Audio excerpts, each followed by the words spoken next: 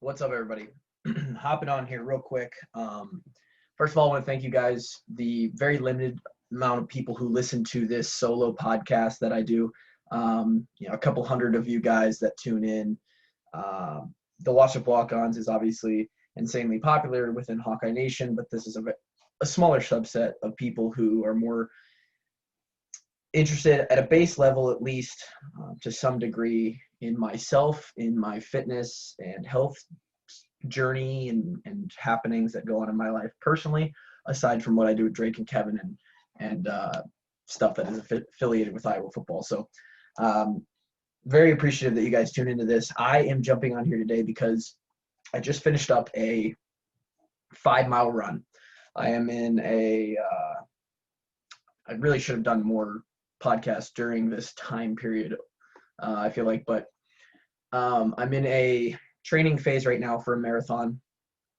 I'm going to run technically I'm not even signed up for it, but my buddy is signed up for it. Shout out Justin, who listens to all these. He's like half my listeners.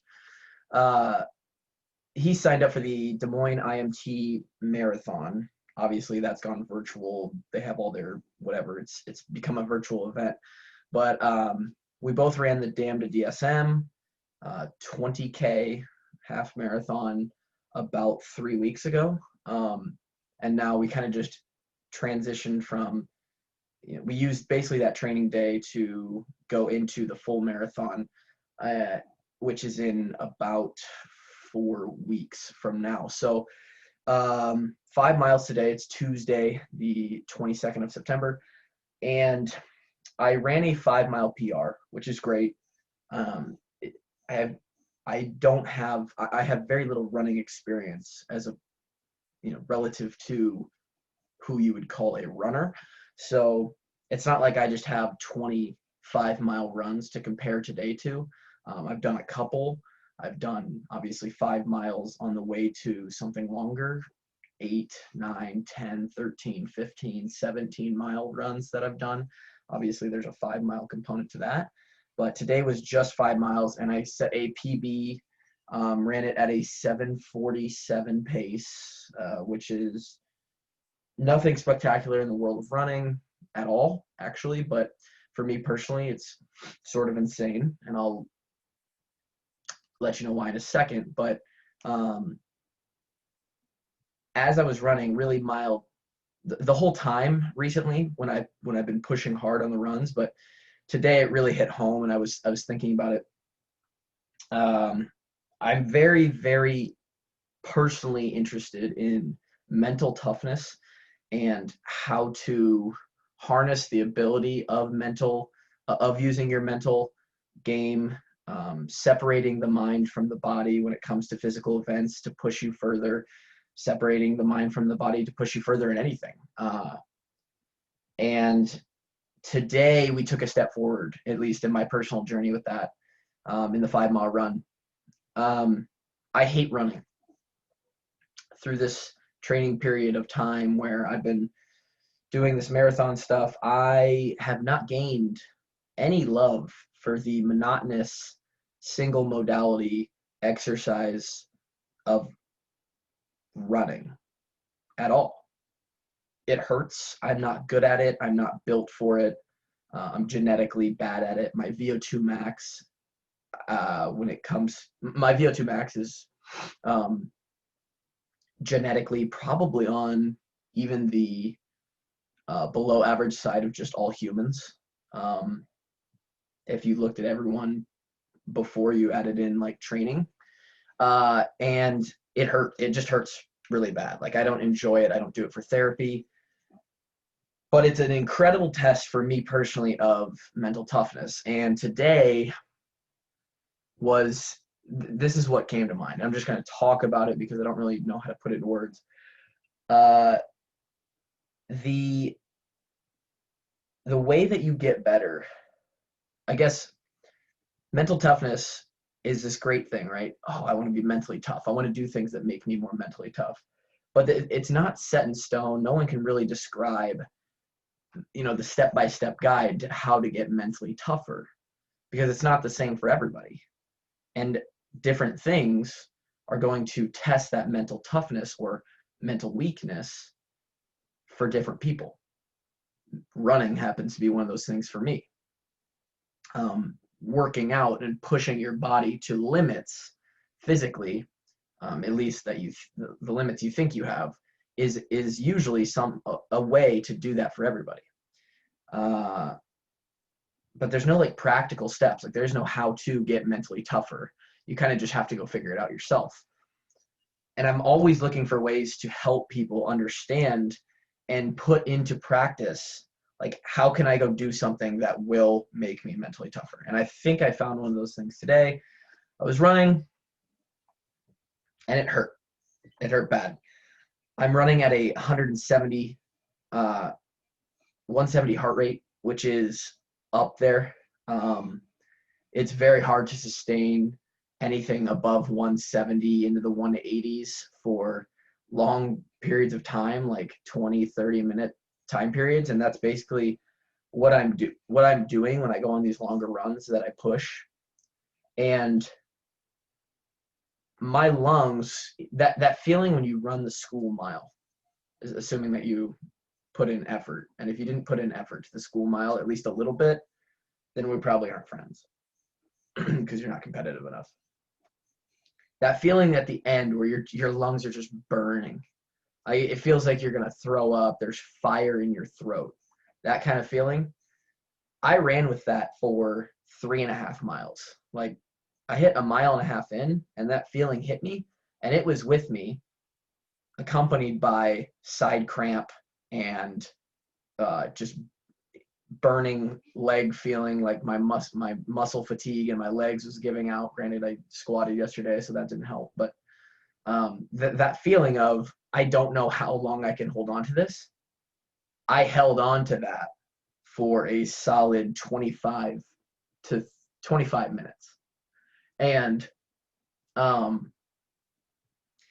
what I think, I'm a huge believer in and if you're into mental toughness or sports in general or whatever, you've probably heard people say, the 40% rule. When you think you've given it all you've got, you've probably only given 40% of what you're capable of.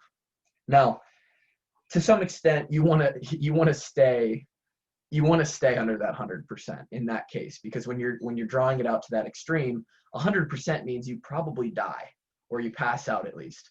You're no longer conscious. Like, you've literally given everything you can until your body breaks down. You probably don't want to go there. But 90%, 80%, 75% of that is safe. That's a safe place to go, and it will make you better going to that place. The problem is back to the rule, you've most likely only gone to 40%. I would say 90% of people, definitely ones who don't compete in any type of athletic event or don't really do anything physical with their body, but even most people who do, I would say, have only pushed towards that 50% range, maybe, where you're really hurting and you think like you might actually be in some danger. The first time I ever pushed to that place was at Iowa. Probably the first time we ever did a prowler workout. If you don't know what a prowler is, search prowler sled on Google. It's just a weight sled that you push around. And I went to that place several times during the course of my time at Iowa, which kind of began this whole process of, and you have to be a little bit, something has to be a little bit wrong, or you have to be a little bit overly competitive or masochistic to enjoy this and really push forward in this part of your life. But it started my journey in trying to figure out different ways to push myself into, call 40% that red line. Figuring out ways to push myself past that 40%. What does 70% feel like? What does 75% feel like?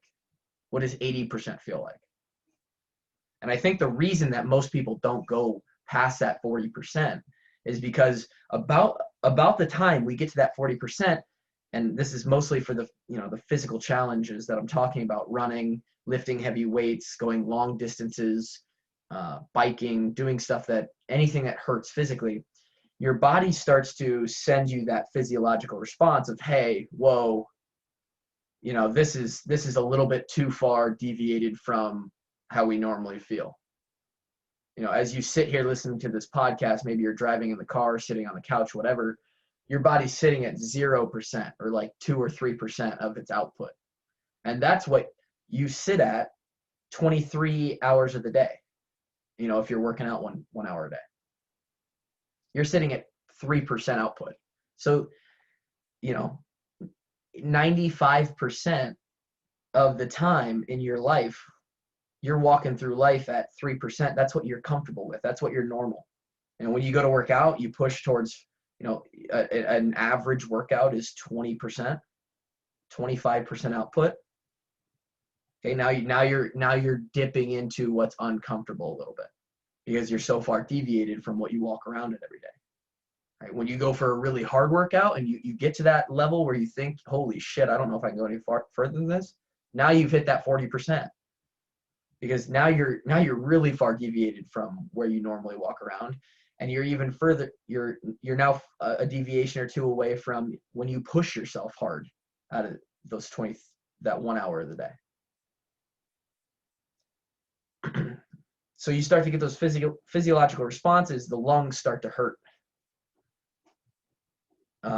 It's a little harder for your blood to carry oxygen to your muscles and to the organs. The amount of oxygen you need to run at that level. It's basically your engine. You're a car. Your engine is having to work a little bit harder. And the nerves and the,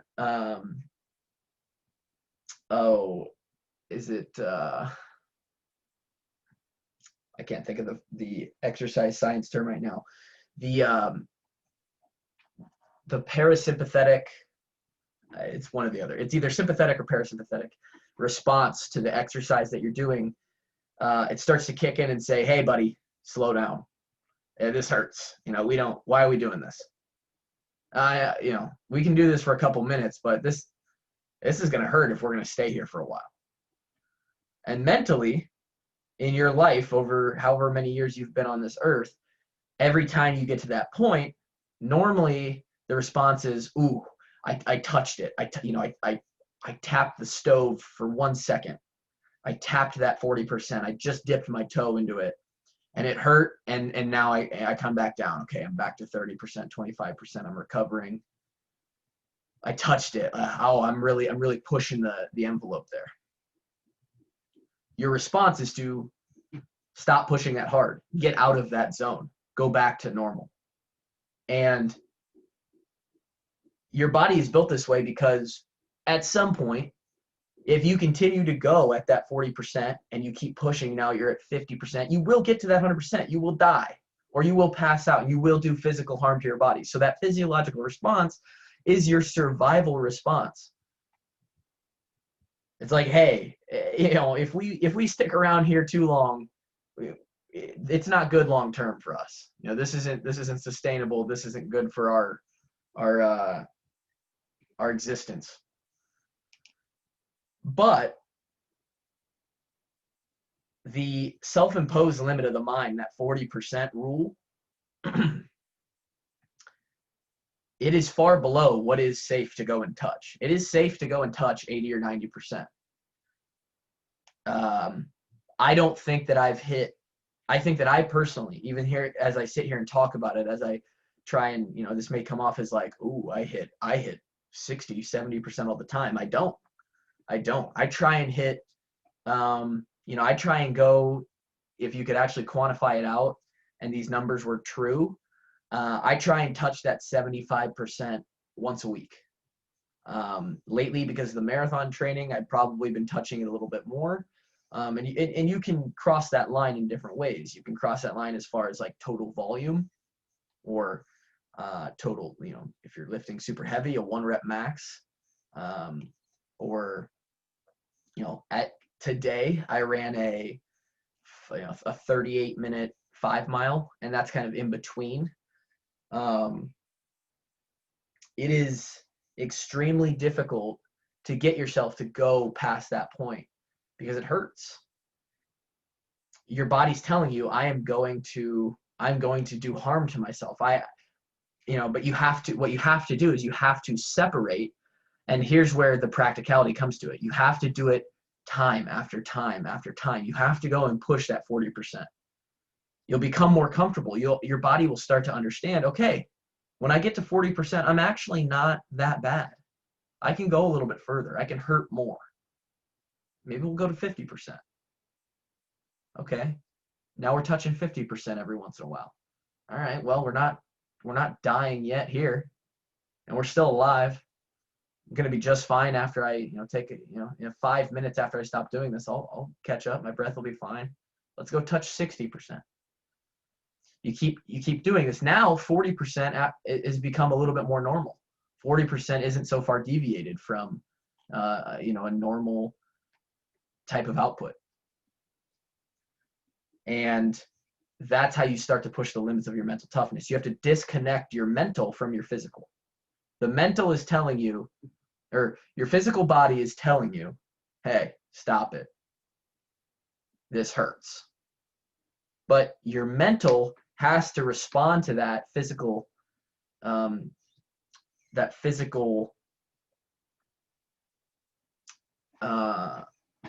suck at podcasting.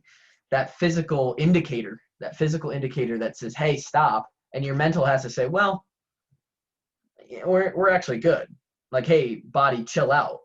Yeah, it hurts a little bit, but we're actually capable of a whole lot more here. We can go further. We can punch the gas a little bit more. So let's go do it. You have to become comfortable knowing that when you get to that 40, 50%, you aren't going to die. And when you can get comfortable and you can kind of make that disconnect, and it's a really cool feeling when you're actually in the moment. It happened at about 3.5 miles for me today. It takes a little bit to work through the hurt. You have to fall into a rhythm. You have to get used to it. But once you get used to it, you almost disconnect. You fall into this, maybe this is what some people describe as the runner's high or whatever, where you don't even feel like you're moving your own body. You're just kind of there. And you're just moving and you're hurting, but you're fine. You can stay here for a really long time. And this isn't easy. This is now, I went into Iowa and started doing hard workouts that actually pushed this red line that I'm talking about in 2013. And now, just now in 2020, 7 years later, I'm starting to feel like I have a decent, like an okay grip, a better than average grip, from an athlete's perspective on how to quantify this mental toughness, how to push it, and how to process it both in real time and after it happens, to further get better each and every time. And you just have to, in the simple way, and this is what most people tell you, like, you just have to do shit that sucks. But I think hopefully in the last 15 minutes, 20 minutes, I've described a little bit something that connects with you mentally of a little bit more practical way to think about it, and maybe something that will get you over the hump when you're trying to push yourself physically and mentally. Thank you guys for listening to this. This is just like, I'm weird as fuck, and anyone who listens to this is really bored, I guess. And this is basically just me doing like audio journals on my own personal life. I clearly think way more highly of myself than I probably should, and I actually think that people will listen to this stuff and take something from it.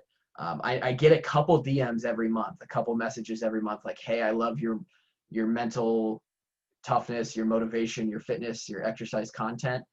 It's helped me with this, it's helped me with that.